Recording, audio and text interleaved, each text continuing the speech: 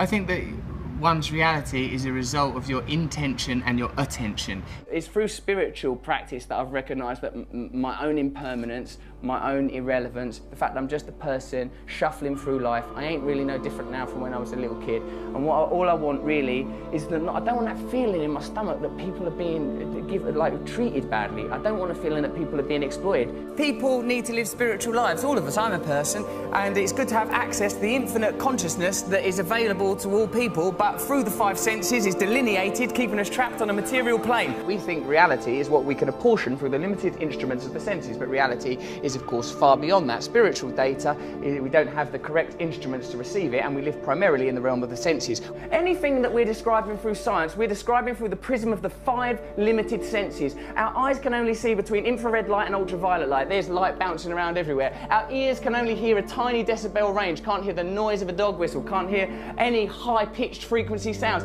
Isn't it likely then that there are other vibrations, frequencies, energies, consciousness moving through the universe? Consciousness is an amorphous and expanding entity.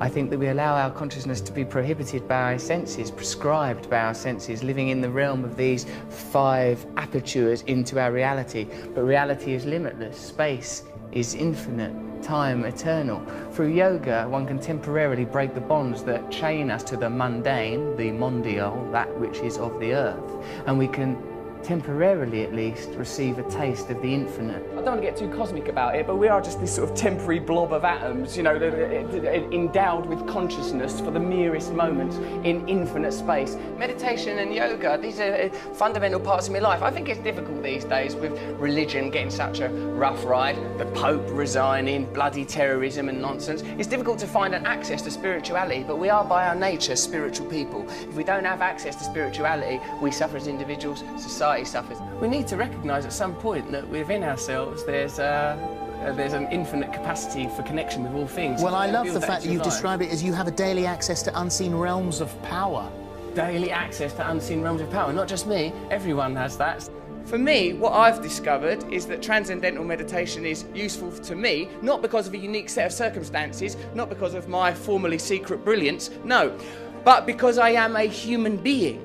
And it is applicable to all human beings. And what's really good about that is literally everyone in this room is one.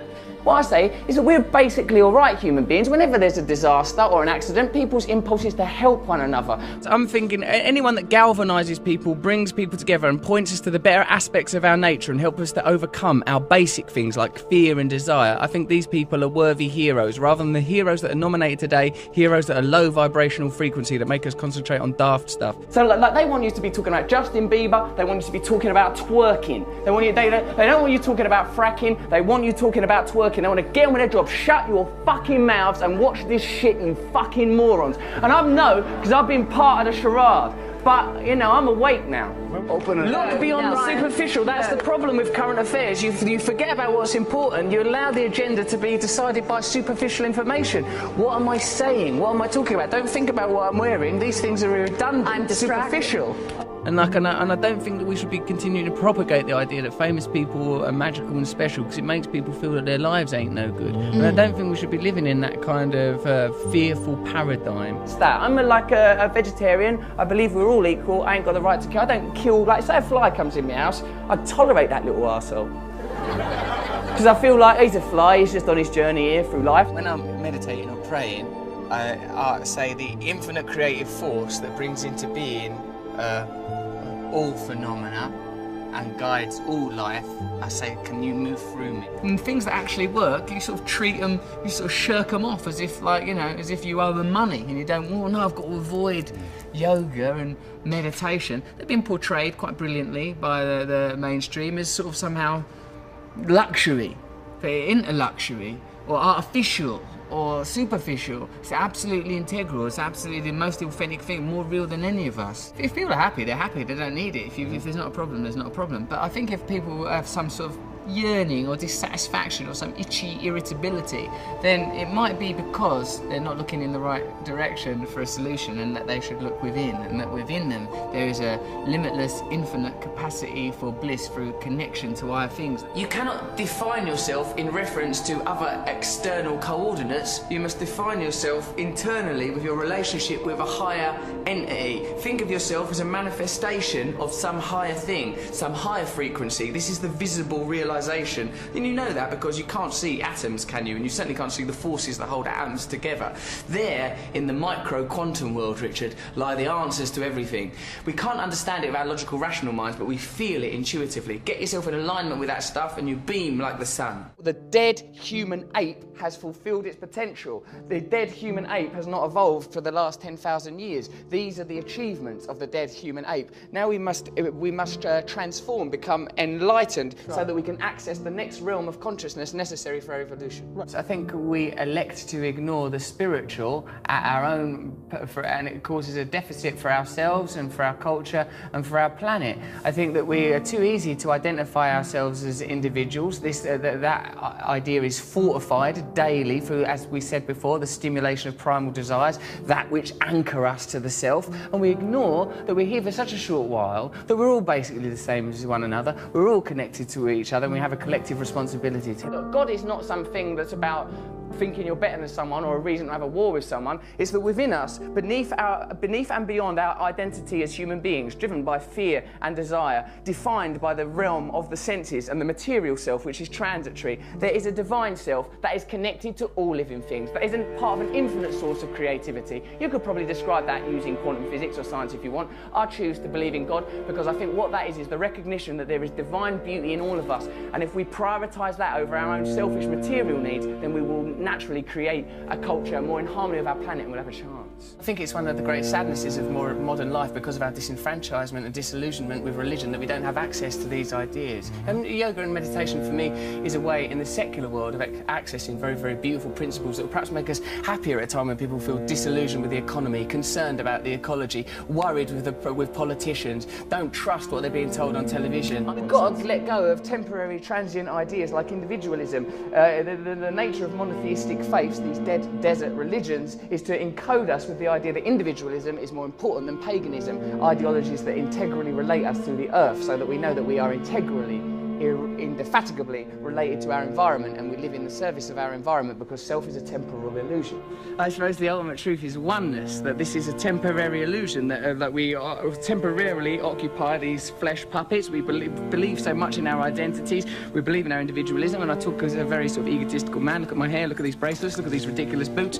I'm a person who believes in the nature of my own individualism and my own identity, but on a deeper level I recognise that all these things are transient, and what's important and what's defining are the things that we all share: love, unity, togetherness. As long as we have cultural narratives that eschew these ideas, that suppress these ideas in favour of negative human traits, greed, selfishness, lust, as long as these ideas are promoted, we'll exist in opposition to one another, and we'll be exploitable by corporations that prey upon these negative facets of humanity. The line between good and evil runs not between cultures, religions or creeds, but through every human heart. So I recognise in myself the capacity for selfishness, for lustfulness, for egotism, and because I recognise these qualities in myself, I would prefer a culture that didn't celebrate, exacerbate, stimulate the most negative aspects of our species, inculcate them, reward them financially, till we get to a kind of a cultural hysteria where we're destroying the planet. The reality is there is one planet, there is a certain amount of people on the planet, there are a certain amount of resources on the planet. None of them things are going to last forever, so we need systems in place that acknowledge the reality, not systems that benefit elites, but systems that acknowledge the reality. People need to have access to the resources. Can't lie to people so that people in power can continue to augment and grow their own power and satisfaction while normal people are exploited. We need systems that get the resources to the people while respecting the planet. Any system that's detrimental to the planet or detrimental to the people because it helps one or two bods, fuck it off. We're allowed to do that, you know. We are creatures on a planet. We are mammals. Look at the faces of the people that we're being asked to vote for as leaders. Look at them. Look at them, feel it in your hearts. That ain't who's meant to be leading us. Happiness cannot forever be sustained like some glistening bauble. It's a transitory thing, like a butterfly alighting on Snow White's finger in that bit of Snow White. So, like, you know, I'm happy mostly. I'm happy mostly when I'm being nice to other people. Then I'm happy. You know, when they analyse the semantics consistently through mythology and theology of words like love, God, they find that the common theme, John, is union. That we just want to be connected to something higher. That can be another person, that could be God, that could be a relationship with nature, it could even be a relationship with West Ham United. I think the important thing is to have as the central tenet of your being love, compassion and tolerance. Everyone knows that. You know, like the realisation that this is only a very temporary thing, that the only thing that matters to any of us is love, that everything, that underscoring everything is love.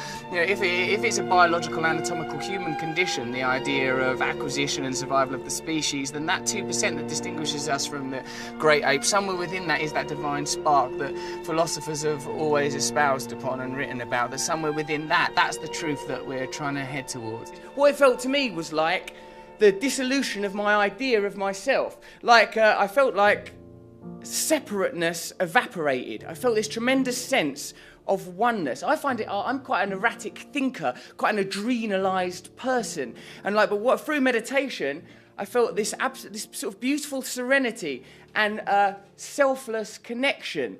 You know, my sort of tendency towards selfishness, I felt like, I felt that kind of exposed as a superficial and pointless perspective to have. I felt a very relaxed sense of oneness. I felt love.